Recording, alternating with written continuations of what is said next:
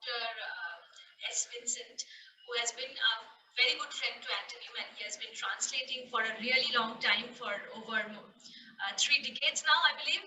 So today we will be talking briefly about some of the very wonderful stories that he has been translating for us at the Antonym. He will share his question to you. Like, we have been reading a few stories that you keep sharing with us, but today I wanted to talk about this specific story. It's a story. The name of the story, translated version, is "The Floods Came." It's by Akilan, the very famous author. So, sir, and you did a very wonderful job at the translation. So, I wanted to know, first of all, what was the most challenging part, if there was any, in translating this story? No, it's a story about a boy, a little boy, 11-year-old boy, and probably illiterate, very little experience in life, perhaps. And also, he lived in the 1960s. Remember that. And his feelings, his aspirations are very simple. At the same time, very maybe childish, but very, very appealing to a reader like me. So I was really enchanted by the way the author describes all these things in a very few words. Actually, he doesn't describe. They are expressed through the words of the young boy and his behavior, his love for the sambar sadam, the sambar rice, and Yes. he wants to save the money, and he wants to keep it very safe. But the big house doesn't provide a place for him Yes. to hide. That's all really interesting, and I was really finding it difficult to bring all this into the story in an English medium, and particularly the words relating to his pranks. Paperboat everybody does, but paperboat goes along with the stream. That too, you remember that there is a stream caused by heavy rain. Yes. And it goes on, it flows along with that and sings. All these are experiences which everybody could have experienced in a lifetime, but this is uniquely portrayed. So that's why somehow some of these parts I found difficult. Not only this, to bring out the innocence of the young child. In the innocence of that boy, the way he perceives its struggles, and also there is something that you can instantly relate. Even though the story was written like so many decades ago, it's still very relevant.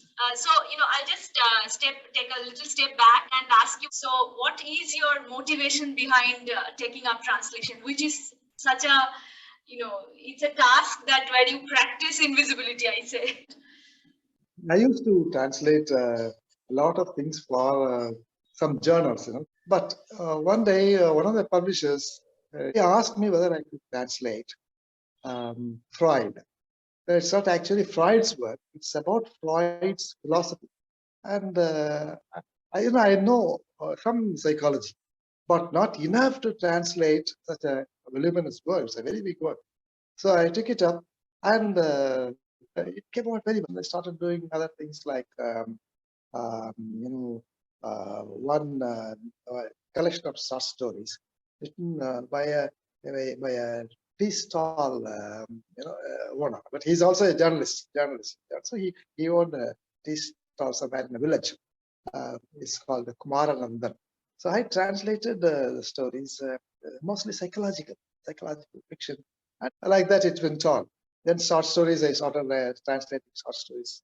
Some short stories were published in Indian literature and other local journals. But anyway, I went on. Whenever I found, particularly poems of some of my great Tamil poets here, I translate. I thought, and again, some of my friends are telling me, some of the translators, friends, who translate from English to Tamil, say, we are translating here. We are here to translate from English to Tamil, but we need people who can translate from Tamil to English.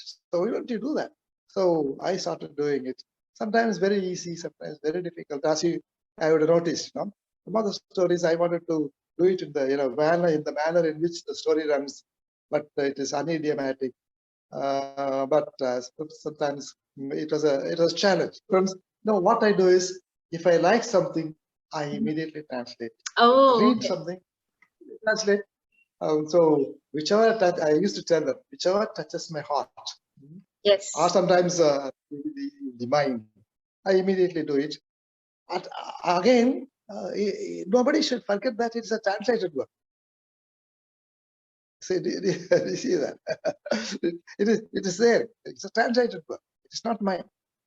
The original flavor must be there. So there are some of these challenges a translator face.